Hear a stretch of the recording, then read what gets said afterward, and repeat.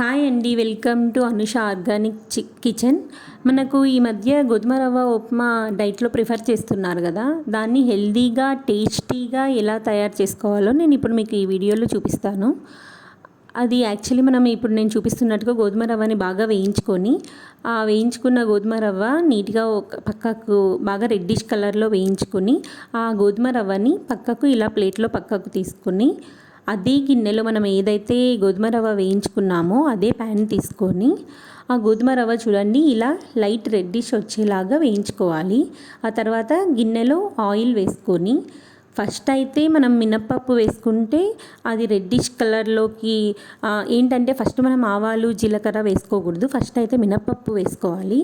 అది కొంచెం రెడ్డిష్ కలర్లోకి వచ్చేటప్పుడు అప్పుడు మనం జీరా, మస్టర్డ్ యాడ్ చేసుకోవాలి.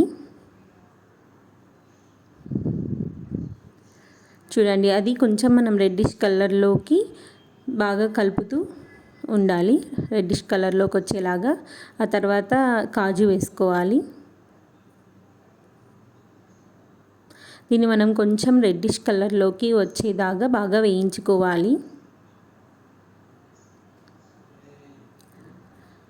ఇలా వేయించుకుంటూ రెడ్డిష్ కలర్లోకి వచ్చి వేయించుకునేటప్పుడు కరివేపాకు, పుదీనా వేసుకోవాలి. అది కొంచెం ఎక్కువగా వేసుకుంటే మనకు ఆ ఫ్లేవర్ బాగా తెలుస్తూ ఉంటుంది. అంటే మనం ఇప్పుడు దీన్ని హెల్తీగా చేసుకోవాలంటే ఇందులోకి ఈ గ్రీన్ లీఫీ వెజిటబుల్స్ అయినా అల్లం ఏంటంటే అది మనకు ఉప్మా మొత్తం అల్లం ఫ్లేవర్ బాగా తెలుస్తుంది. మనకు ప్రతి బైట్లో అల్లం ఫ్లేవర్ అల్లం నచ్చని వాళ్ళు కూడా ఈ ఉప్మాలో కనుక ఇలాగా అల్లం యాడ్ చేసుకుంటే చాలా చాలా బాగా నచ్చుతుంది. ఆ తర్వాత ఆనియన్ ఒక హాఫ్ మినిట్ ఇలా వేయించుకున్నాక, ఇలా హాఫ్ మినిట్ బాగా వేయించుకున్నాక ఆ తర్వాత మనకి ఏ వెజిటబుల్స్ అవైలబుల్ ఉంటే, అంటే ఇలా నేనైతే ఇప్పుడు ఆలు, క్యాప్సికమ్, క్యారెట్ వేసుకున్నాను. నాకు బీన్స్ అవైలబుల్గా ఉంటే బీన్స్ కూడా నేను ఇందులో యాడ్ చేసుకుంటాను. ఇలాగా వీటిని అన్నిటినీ బాగా మెత్తబడేలాగా, అంటే మనం అంటాం కదా ఇలా మగ్గాలి కొంచెం అన్నట్టు బాగా వేయించుకోవాలి. ఇవి లైట్గా కొంచెం మనం ముట్టుకుంటే కొంచెం సాఫ్ట్ అనిపించేలాగా వేయించుకోవాలి. ఆ తర్వాత మనం 1 గ్లాస్ గోధుమ రవ్వ తీసుకుంటే ఆ 1 గ్లాస్ గోధుమ రవ్వకి 2 గ్లాసెస్ వాటర్ యాడ్ చేసుకోవాలి. ఇలా మనం 1 గ్లాస్కి 2 గ్లాసెస్ వాటర్ యాడ్ చేసుకోవడం వల్ల ఉప్మా మనకి పొడి పొడిగా తినడానికైనా చూడ్డానికైనా చాలా చాలా బాగుంటుంది.